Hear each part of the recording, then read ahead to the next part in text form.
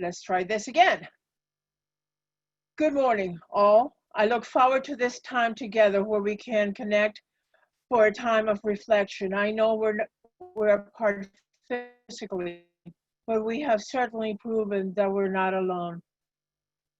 We welcome you this morning to our Unitarian Universalist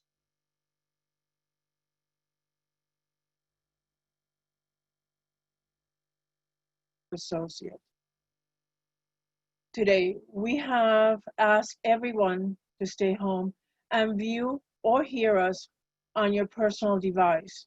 Know that we still welcome all to be part of us, regardless of racial identity, age, economic circumstances, immigration status, sexual orientation, or gender identity.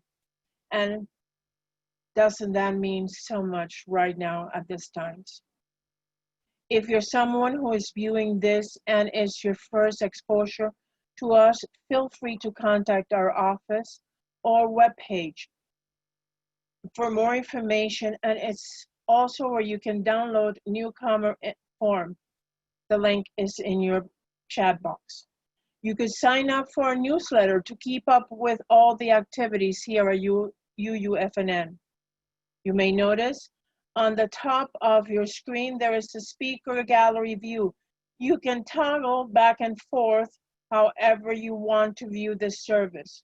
Also, you can go to the upper right corner of your picture and find 3 dots and look for rename and change the name from your picture. We love to know who's out there so we could say hi. You can make comments at any time on your chat box, but especially during the joys and concerns. You will be invited to join for coffee time immediately after the service. Thank you for being with us, and Reverend Karen is here. Good morning. I am Reverend Karen Foster, and what a delight it is to welcome you to our time together this morning.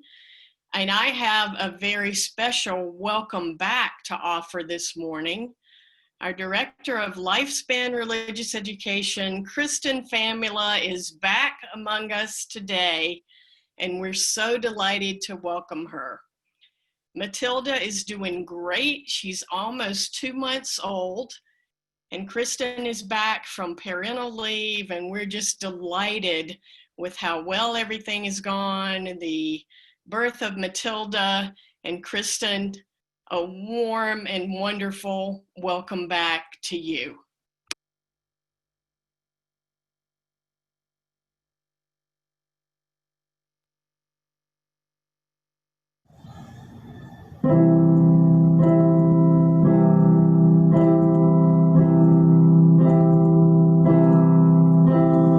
There is a place where we can be renewed. Time will stand still as our troubles let go. Here at the edge, where our life can find rest, the river is where we should go.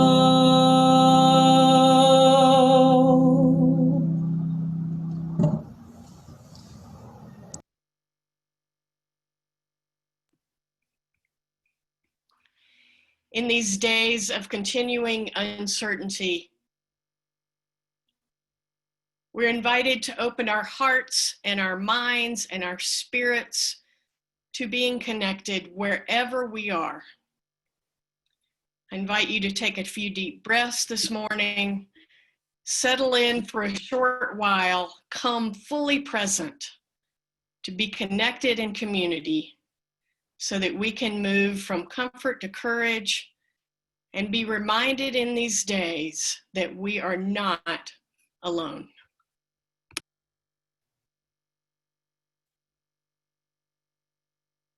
I'm so glad to be back with you all and joining my chalice with all of yours as we kindle one collective flame. This morning with these words from Leslie Takahashi. We gather as many drops, each winding our own path down life's surfaces and ruts. Here we pool together as a single body, flowing together for a time. Together we are a stream, at times even a river, for with our shared force, we can travel towards oceans of meaning and seas of connection.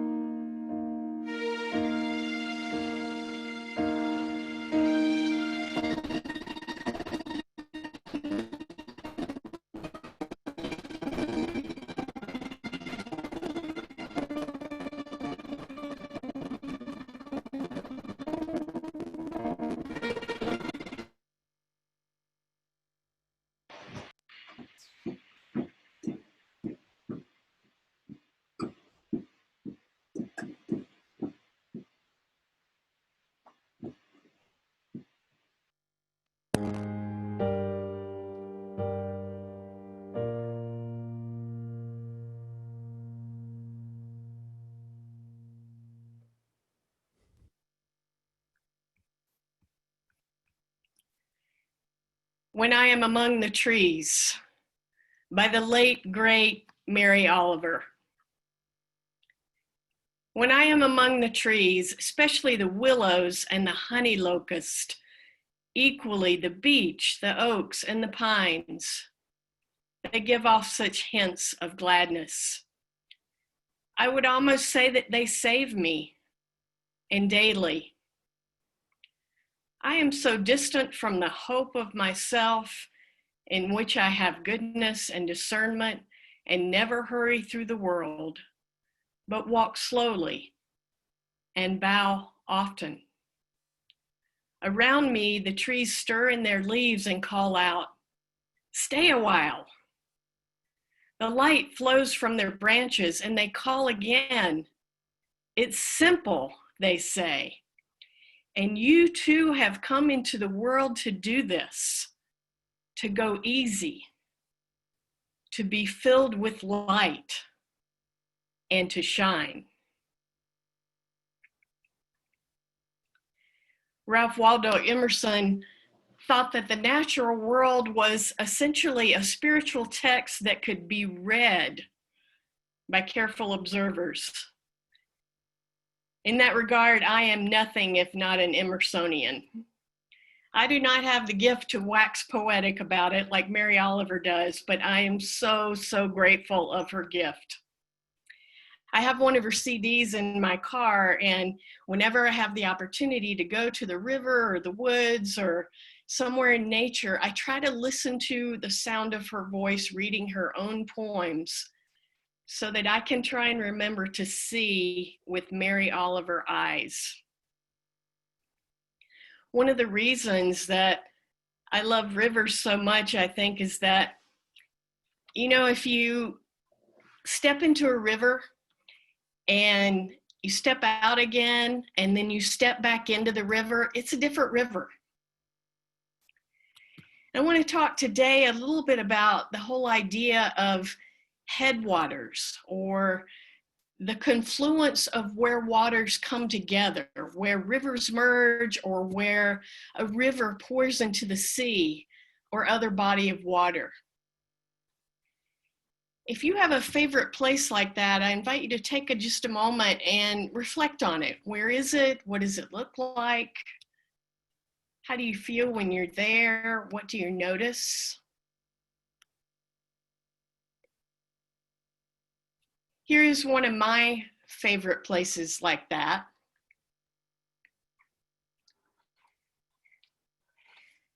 This is where the Little Truckee River flows into Boca Reservoir. And if you walk a little more closely down to exactly where the river meets the reservoir, you'll notice that the reservoir is pushing back. There are forces coming in both directions.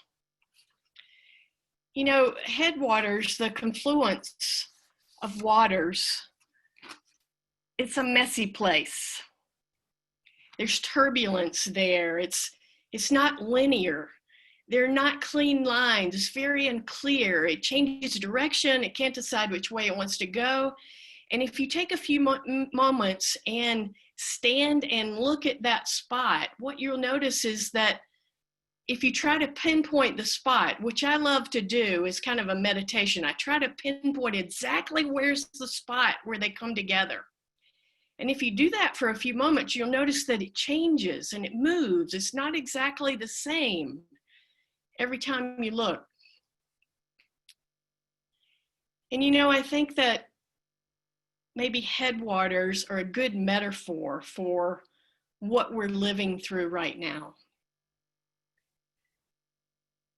Things are kind of messy. There's turbulence. It's not linear. Things change directions. Can't decide whether we're going this way or that way. And I wonder, where are the places like that in our lives where we're feeling those things? The turbulence, that it's not linear. Directions are changing. It feels messy. I'm going to invite us to ponder that in today's service. And we'll come back to this idea again in just a little bit.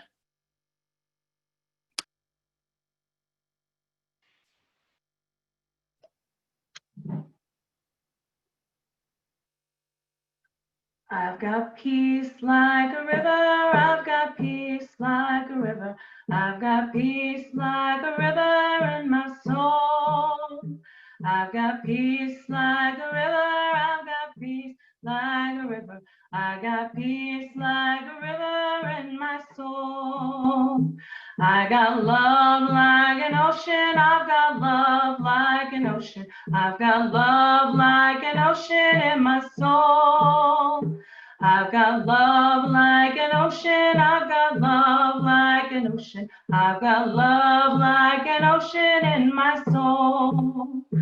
I've got joy like a fountain, I've got joy like a fountain, I've got joy like a fountain in my soul. I've got joy like a fountain, I've got joy like a fountain, I've got joy like a fountain in my soul. This is the time in our service when we have the opportunity to share a bounty with each other. Since we are not physically together to pass the basket, we can do so virtually by texting 73256, putting UUFNN in the message box and hit send. Then follow the instructions provided for your offering. You could also mail a check to the office at 780 Del Monte Lane, Reno, Nevada, 89511. But the most convenient way to donate is to sign up for automatic giving. Contact the office and Carol will send you an automatic draft authorization form. Share the Plate this month is Action, Undocumented Fund. I am proud of our community and our connections which are important. We need our spiritual community in these days.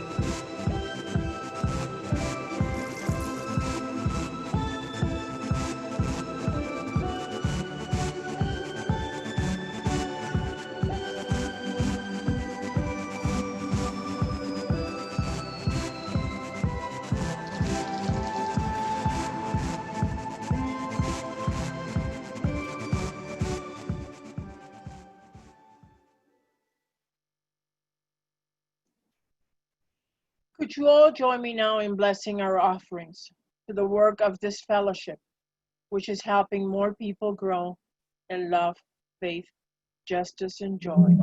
Dedicate ourselves and this our offerings.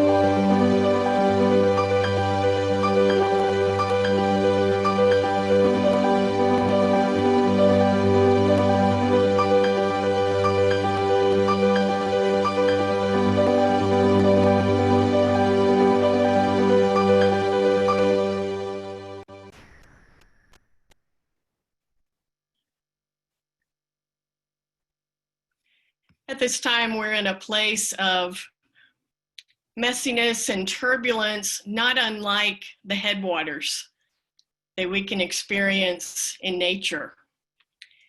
During these confusing, turbulent pandemic times, sometimes we feel ourselves reeling from uncertainty and loss, and there's so much noise. There's anxiety and disappointment in other humans and what they're doing. Sometimes we feel out of control.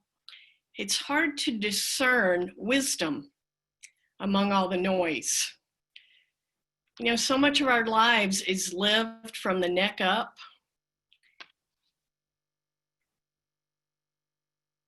And sometimes we just need to break through that mental and spiritual fog and take some time to sink down into our spirits, into our bodies, and give our tired brains a rest. They've been working overtime in these days. I want to acknowledge today that we all struggle some during this time. It's hard, it's lonely. We miss our spiritual community. We miss human contact. We miss so many things. And we all have days when we're just COVID weary and COVID angry and COVID frustrated and COVID fearful and fretful. And so today, I'm going to offer you a little spiritual prescription for when you have one of those days. We all have them. First and foremost, I'm going to invite you to be gentle with yourself. You're not unique in having these days. We all have them. And just acknowledge that, the normalcy of those days. Secondly, I'm going to invite you to turn off the news. You have permission not to keep up with the numbers every day and not to hear everything that comes out of politicians' mouths the moment it happens. You have permission. I'm giving you permission today to turn off the news for your own health. The third thing I would invite you to do is to ask for help. Talk to someone. It's maybe a therapist if that's what's called for, maybe a friend that you can just vent and name what you're feeling. And remember that we're all in this together. That's our reminder, and that is how we will get through it, is together. The fourth and final thing on our list is to do something for yourself. It's a no guilt day. Have some chocolate ice cream, watch a movie. And then after you do that, do something for someone else. Be creative and have fun thinking about what you might do. You know, there's someone in our congregation who has a spiritual practice of appreciating people. with emails, with notes, with postcards, and I have had my day made more than once because of this person who puts their intention into action. Our best intentions don't carry a whole lot of weight unless we act. It's a hard time. We have to acknowledge that. And along with that, the thing to remember is that the very best parts of ourselves have the opportunity to come to the fore in hard times. What is it that you're called to in this hard time? What can it be about for you and for all of us? You know, most of us are probably pretty clear that what we did not need was a months-long exercise in being taught that we are so not in control. We did not need something that looks and feels like the turbulence of headwaters. And yet, I really love the line in a song called Fall Awake by Kirtana that says, just lean back and float. Let the river carry you. We will look back on this time at some point. I promise you we will. But how? What will our story of this time be? What do we want the story to be? We are writing it now. Our UUA president, Susan Frederick Gray, sent an email to clergy just a few days ago in which she said, we cannot go back to normal. The lesson of our time is that we must renew the moral foundation of care in our society. We need to be organizing, agitating, preaching, loving, and practicing now for a post-pandemic society that is more equitable and just. We must continue to amplify the voice of the Black Matters movement and advocate for its demands. Our steadfast commitment is to advance the human rights and dignity of all people. If there's a UU creed, that's probably it. And so when we step back into our new world, you know, I think the world is in a breaking open point.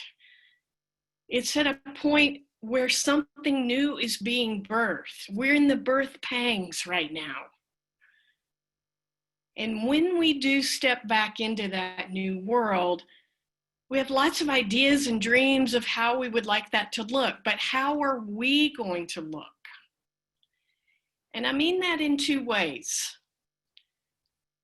How are we going to look? How will our lives look at that point? And how are we going to look? What about the eyes that we'll be seeing with? Susan Frederick Gray again, we need to be organizing, agitating, preaching, loving, practicing now for a post-pandemic society that is more equitable and just. I think that we have to do our personal work first so that we are ready. It's an inside job. Hear this. Nurture what feeds your soul. Nurture what inspires in you compassion and commitment and action. I'm going to say that again. Nurture what feeds your soul. Nurture what inspires in you compassion and commitment and action. We will look back on this time, but how? What will our story of this time be? What do we want that story to be? Because we are writing it now. Once again from Mary Oliver, Mornings at Blackwater. For years, every morning, I drank from Blackwater Pond. It was flavored with oak leaves and also, no doubt, the feet of ducks. And it always assuaged me from the dry bowl of the very far past. What I want to say is that the past is the past, and the present is what your life is. And you are capable of choosing what it will be, darling citizen. So come to the pond, or the river of your imagination, or the harbor of your longing, and put your lips to the world and live your life. May it be so. Blessed be.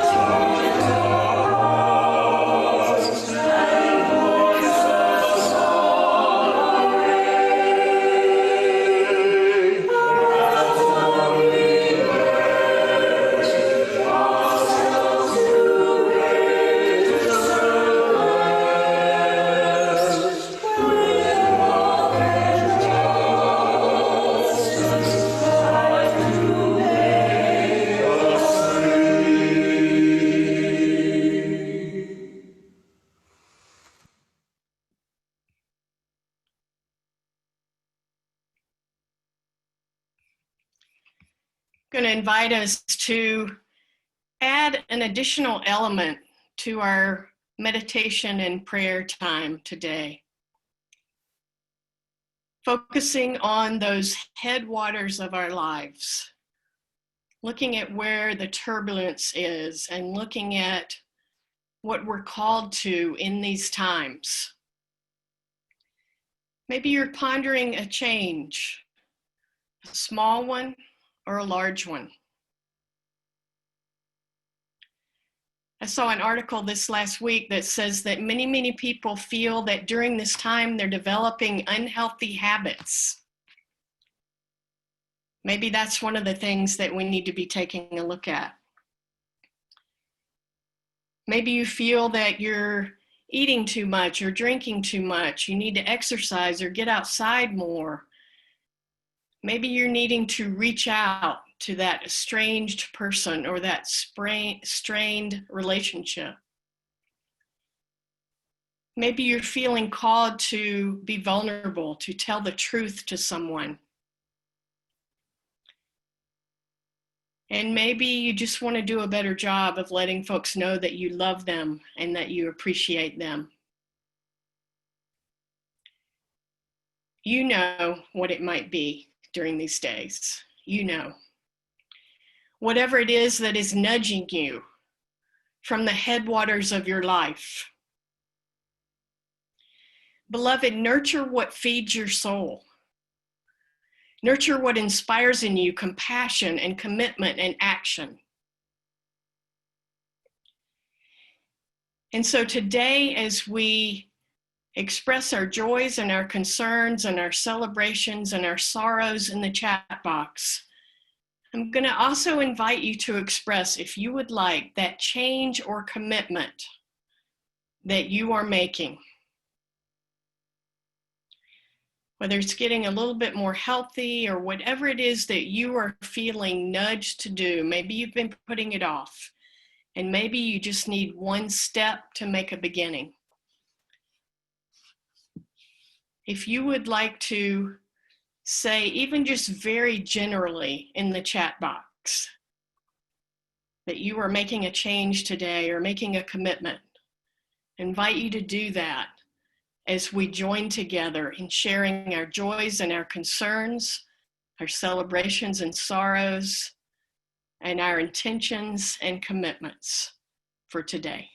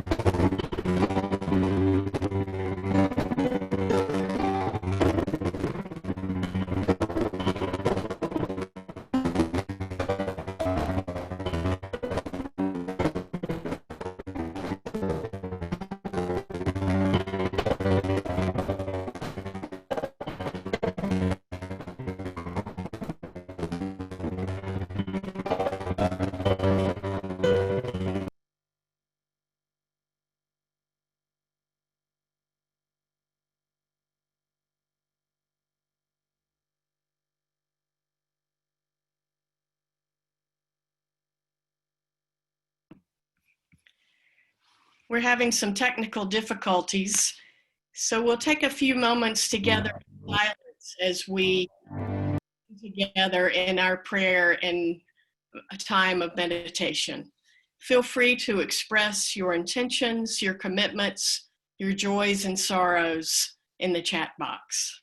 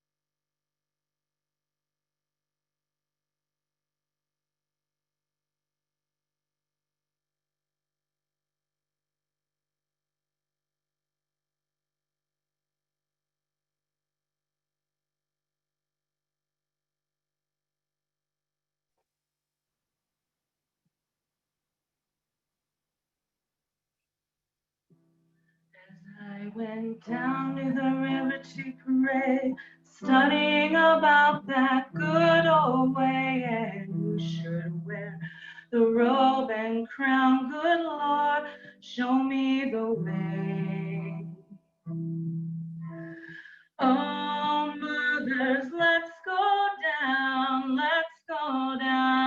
come on down.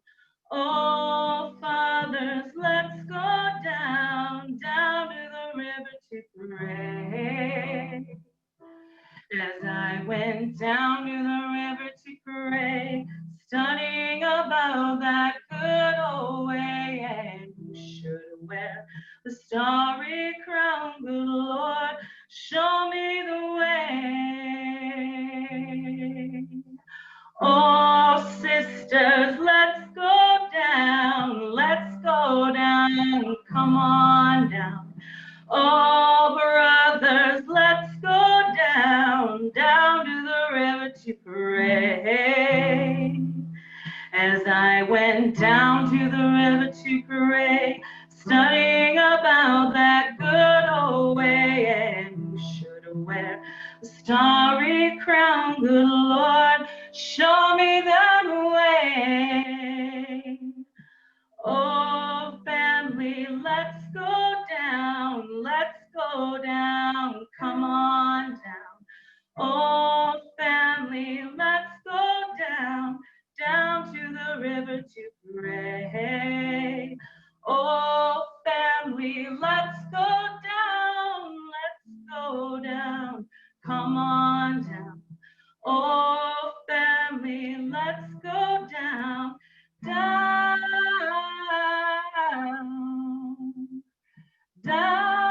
to that river to pray.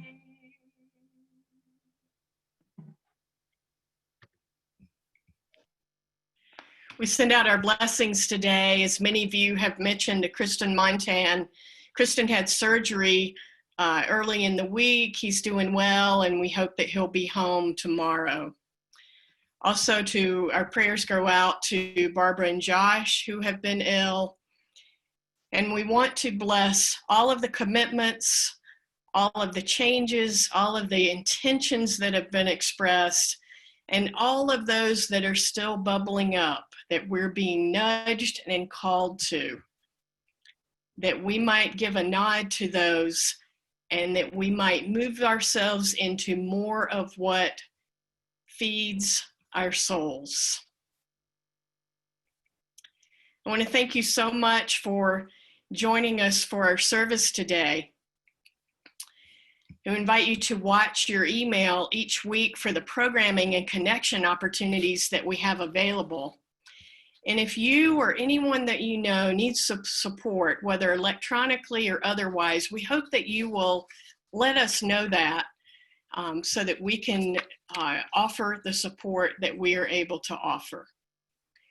If you're new to us, we invite you to fill out the card that's in the chat box so that we can keep in touch with you, and so that we can allow you some opportunities to get to know a little bit more about who we are. Please do share our worship link with anyone you know who might like to participate in this time of connection on Sunday mornings. After our service, you're going to be invited to stay on for coffee hour for short conversations, and I invite you to take advantage of that opportunity in a small group. And if you would like today, perhaps you would like to talk a little bit about what bubbled up for you today in terms of intentions and commitments, and how we want our lives to look once we emerge from this turbulent and messy time. I'm going to ask that we close our service with "We Would Be One," the video.